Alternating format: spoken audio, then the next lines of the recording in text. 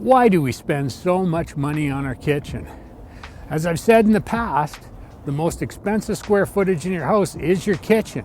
And it's just some boxes to hold stuff. In fact, most people just have skip the dishes bags on top. We're here today to talk to Kirsten Dickens, who's our sales representative, and Randy Lewis, who's the owner. We're gonna see their factory in the back. That'll be at the end. Stick around. So let's go in and see what they have to say. Come on.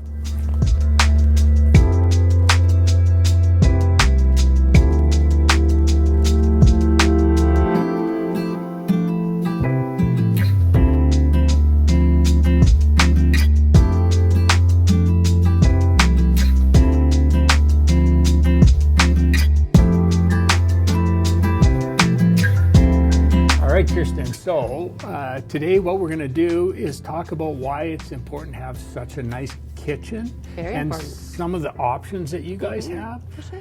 So generally when we show up with our customer, we start off over at this desk. Exactly. Let's go over and we'll kind of start. Yeah. This is a great spot. We like to be able to spread everything out, the plans, finishes, so everyone has a chance to see what's going on. All right. So this is the color that we are going, actually we're going a little darker in the current show home, but I'm going to change that a bit because we had a lot of input from some of our other people on YouTube actually about what colors they think is really important. So why don't we talk about the design process really starts after we've gone through what's going into the kitchen, like what actually the layout is. And I guess I should have had that opened. So we start off with what the drawing shows us, and then we ask the customer what they would like. Finishes, layout for any types of cabinets, drawers, any accessories that they wanted to add, pullouts, and how tall they want to go, how they want to finish the ceilings, hardware as well. All right. Yeah. So now, what about if people want wood or they want paint grade? Those are great options for sure, and according to your survey, a lot of people are looking at wood instead of painted and white. So we've had that discussion a lot. We have. Okay, yes. And so I just want to say I won. You did, yes. I do prefer white. I love white, but that's just me. That's fine. It's all right that it's not all white. It's so good. Yeah. No, I'm just kidding. Of course, there's still lots of people who like that. Oh, yeah. And so going back to, you guys are a relatively new supplier for me. I had the same supplier since 1990. And I was just in diapers. That's right. No. So he just retired, and luckily I was referred to you guys, and now you've done 3 kitchens for us. Yeah, we're quite awesome. happy with it. So why don't we? The design stuff is really hard. We can come back and we'll address some of that in our upcoming video series. We're going to do a complete home build, and so that people will actually get to see start to finish. Okay. So why don't we go over and look at the drawer options to start? For sure. Sounds great. All right. Okay. Okay, so these are the drawer examples that we have. So as a standard, we like to offer what's called the optimizer drawer. And it's made of melamine, and then you've also got a metal side. Okay. So they're 3 set sizes for our drawers, and you can have the option of doing the white melamine with the white metal side, or we also offer, same price, would be the hard rock maple with the gray metal side. We can interchange that and put the white metal side as well. Okay. Now these are rollouts. Everything's soft close for the drawers and for the rollouts. And then an upgrade option would be to do a dovetail drawer, which is birch dovetail. Yeah. And we get these boxes made in Calgary, and they come in assorted different sizes, usually like 3 1/4 inch to say 10 1/4 plus inch. Right. So those are actual wood. Yes, these are all wood, and with the dovetail construction. We also do offer, we've just started doing this, is an all melamine drawer. So where you have the melamine to all sides, so the interior, the back, the sides, and we find that we get a little bit more flexibility in the amount of space that you can actually have in the drawer. So the drawer heights are a little bit more, where you're somewhat limited with the optimizer, with the metal, and then with the dovetail. Okay, great. All right, thank you. Well, now let's go look at our pulls down here and see what we got there. Fantastic.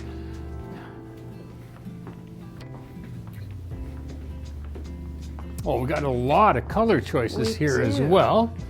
And then these are all the pulls that are available, and I'm sure there's more than just this. This is just the tip of the iceberg. So a lot of our pulls come from Richelieu Hardware.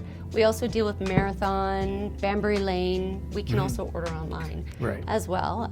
Or if you find something, you've got some beautiful pull that you want to use, we can do that and install it for you. We've been finding a lot of popularity with the champagne bronze, again the black, but I have been hearing rumors that the good old oil rub bronze is coming back, so we'll see. We'll see if that happens. But well, this color is for sure a lot more unique. It's something that's brand new. Yeah, definitely. So lots of options there. And then we have our different door styles. The wall of doors. So we offer, as a standard, would be the MDF, painted MDF. Yeah. And then we also have the flat red oak and the maple. Okay. And then upgrades would be your rift white oak and walnut, cherry, alder as well. Yeah. And then we also do offer the textured melamine. Okay. And that is becoming more appealing to people because if they want something with a consistent pattern. Right. So the great thing about wood is every piece, every door, every slab is going to be unique. You're going to have a different variety of movement, of coloration, but some people get nervous with that. Yeah. So going to a textured melamine, it's pretty consistent. Right. People often have trouble when each door or drawer looks completely different. Exactly. Yeah. Okay. But we can't control that, Mother Nature does. Right. Okay. Excellent. There's something that I really want to show everybody here, which I love, and it's never put in anywhere, but I don't know why. I'm always drawn to this piece. It's so unique, and I love it. So, anyways, but here's a cabinet, super shiny. High gloss, yeah.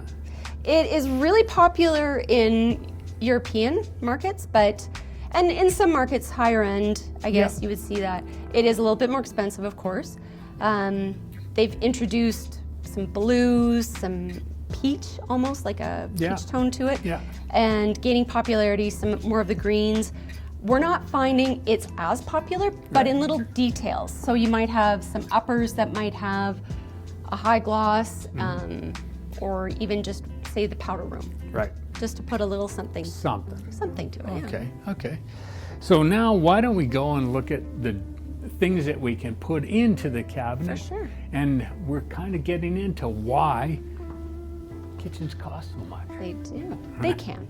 But it's worth it. It's worth it. There you go. Yeah. Okay. So at the kitchen sink, we've got little details. You can have your pull-out for your sponge, for any brushes, those types of things. You can add that. Okay. It's always nice and convenient to be able to have your pull-out garbage and recycling bins. Right. And this comes in a variety of different sizes because people, you might not have as much garbage, you might have more recycling. There's also 3 bins, 4 bins, some even 5 bins for compost. Right. As well for bottles if you don't want just recycling. Okay. So there's great options with that. Again, everything's soft close. Okay. And then we can get into some of the other details and pullouts.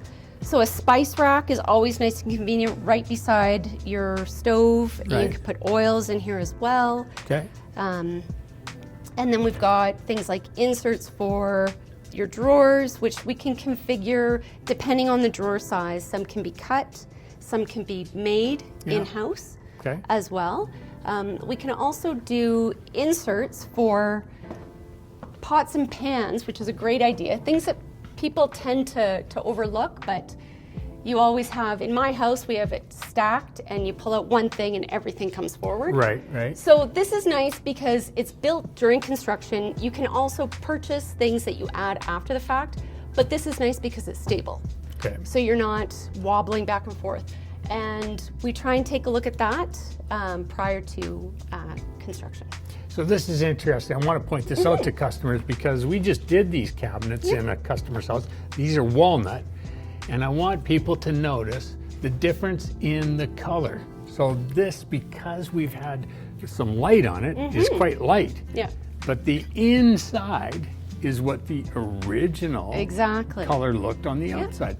And so cherry, walnut, some of those cabinets, their colors vary a lot after they've been out in the environment a bit. So, and walnut is notorious for that. So people will be in for a shock when a dark cabinet arrives and you've seen this, you know, sort of honey oak color. It's not oak, but it's walnut. That's in the showroom, and then it delivers quite a dark, rich color. Right. So it's good to know. And again, even in the walnut itself, if you take a look here, a good example of how varied each piece is. You know, this is something Mother Nature did. You know, like, and in the construction as well. But you've got different variations of movement, of colors that will pick up stains differently. So we try and point that out. It's beautiful, but you just have to keep in mind that we can't control every single panel. If you want it controlled, it's got to be plastic. Yeah, textured molding. Okay, there you go. I know I call it plastic, but just so it's really simple, easy to relate. So, now you guys don't do any of the tops. The countertops, no, but we do work with a few suppliers and we do recommend some things, but we try and coordinate with people. A good example would be the overhangs that we have, to figure out what exactly is required if we're having to add brackets or stealth brackets or any kind of columns or posts, legs for support, because anything over a 12-inch overhang, then it can start to sag. Gotcha. So, and counter heights I know are varied. I know some people have been bringing 3 mil, 2 mil, so 1 1/4 or less, 3/4. So we just need to know those types of things, because then you get concerned with how your range will sit, how your dishwasher fits, any appliances, how it will interact with the countertops. All right. Excellent. All right, now we're in the closet area. We're in the closet area. So this is a standard that a lot of people use. I'm not a big fan, so I steer away from this. This is what we put in as our standard. So why don't we talk about some of the features that you could put in here? Obviously, people have to be involved in the selection. So, man, we got it all here. There's everything. So we start with sort of the basics, depending on your height of your ceiling and also the space of the room. Right. The major one that we try and look at and maximize is double hang, which is your 2 hangers. So for shirts, if you fold pants, that type of thing. People tend to use this type of system the most in their closets. So we try and include as many units of this as we can. One thing that we always have to stress is the max that we can do, especially for the interior, would be 36 inches wide, because we don't want these rods to sag. Because no matter how many clothes you have, you always have more than you think. And then we have also single hang, which again, depending on the height that you have, this is about 90 inches, and then you've got an additional height above. This would be single hang, and then we can do shoe racks underneath. We can do the pull-out pant racks. And then we also have belt racks and tie racks, as well as. All right. these and details. then drawers, of course. Drawers, and then you've got cubbies for purses, for hats as well. So Lighting options. our lighting options, the lit rods as well. The standard depth is about 15 inches, so your hangers stick out further, so your clothes will be about 24 inches once you have your clothes and sleeves and that. Behind you, we've actually created a couple of cabinets where you can hang your clothes and then close the doors. So these are about 24, 25 inches deep. Right. And that's more for, like, it's a showpiece, definitely. Okay. Well, this is always a question I have with people, because I come, we design a house, it's only 5 feet wide, the closet, they want to have clothes on both sides, and I say you can't.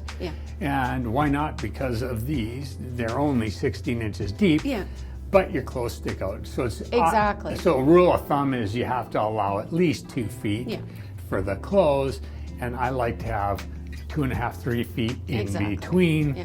So it's a bigger cabinet than or bigger closet than you'd think to house the cabinet. Okay. Now, you've got all kinds of options, obviously. You've got the laundry pullouts. Laundry pullouts. Yeah. So the sky's kind of the limit. It is, You can dream whatever. We've got some shoe racks, so you can display all your lit up shoes. Your lit up shoes. And also cubbies for ties, for unmentionables. We can do that as well. And the nice thing is you can make it however stylized you want. So this is more of a folding area. We've had people who travel a lot. They like to be able to put their luggage out and be able to pack here. Displays as well, so you can, again, any accessories that you've got. Some people put jewelry in here. So you can make it what you want. It's just the space and, of course, budget. All right. Excellent. Well, it's beautiful. Thanks. Okay. On to the next item. Okay. All right. Well, we're going to go and look at the factory. Randy's going to give us a little tour of that. So, all right. Thank you. Thank you. So here we are with Randy. This is the Nerve Center. It's where everything's manufactured. Why don't you tell me how it starts? You bet. Thanks for coming. Thank you. So this is our sheet goods storage. We get delivered sheet goods every day. We run a just-in-time manufacturing, so we keep very low inventory, and our suppliers keep a lot of the inventory for us. Okay. We're very lucky to have a full CNC machine with label maker. So every piece of sheet good goes on here. All the design software that made these plans for you get downloaded to the CNC, and this is the heart of the company. This is where everything's cut, everything's labeled with a barcode, and tracked throughout the building. So this is really important, the barcode thing now. So just-in-time provisioning, I haven't heard in a long time, because I was actually trained on that. The Japanese just-in-time provisioning when I was a methods analyst. Right, that's something we stole from the Windows side of my history. Okay. We bring in things just in time, so we don't have to have inventory tied up. We build for that day's production, and everything's barcoded, so we know what it is. This is something we just added recently, because one kitchen can have 600-700 components to it. And you can lose track of that if you're doing it manually. So everything's barcoded, scanned at each station, so we know where it is. So once it comes off the CNC, it either gets edge banded, goes to doweling, goes into a slot for assembly, and then over to assembly, or to the custom department, or it can go directly to paint. And this tells every worker exactly where that component goes.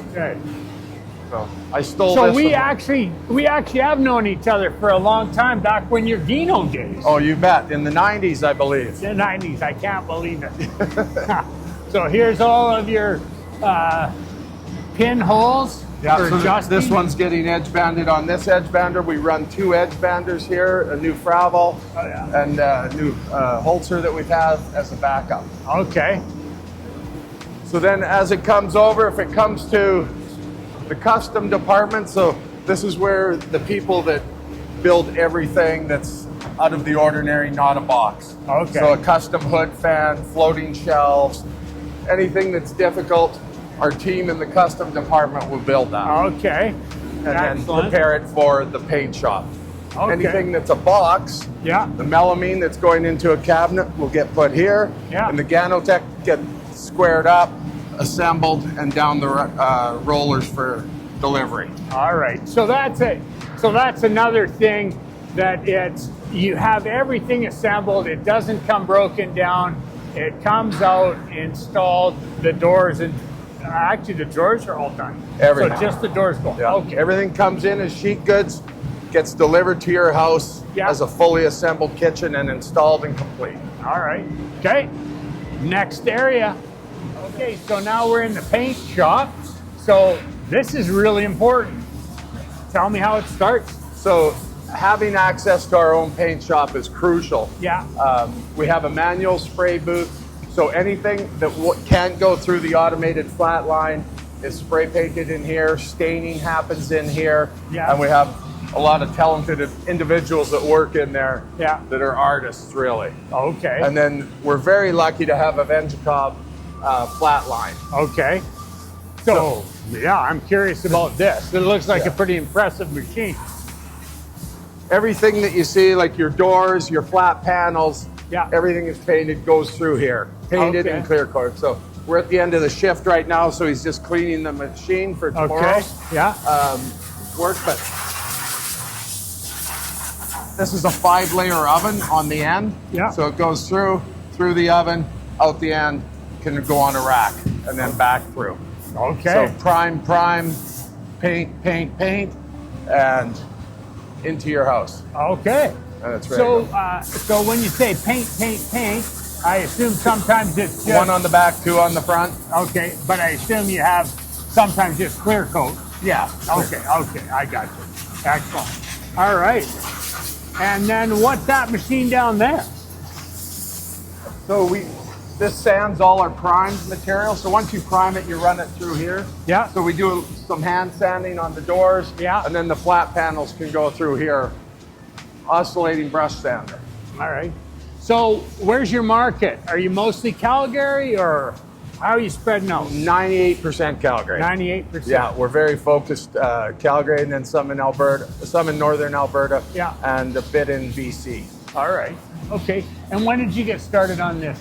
I got here in 2020. In 2020. Yeah, right at the end of 2020, right at the start of COVID. Oh man. So perfect timing. Right. It was interesting. Well, because when did you leave Gino? March 2020. Okay.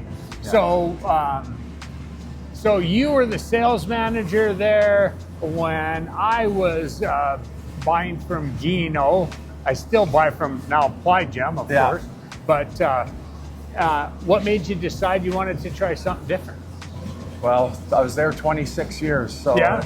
went through lots of changes, lots of ownership changes, Yeah. and at the end it was just time to part ways. Time to do something different. Yeah. All right. Well, this is great. We really appreciate you taking the time. Thank you. Because Elegant has been doing a great job for us, and we want to just keep increasing our relationship.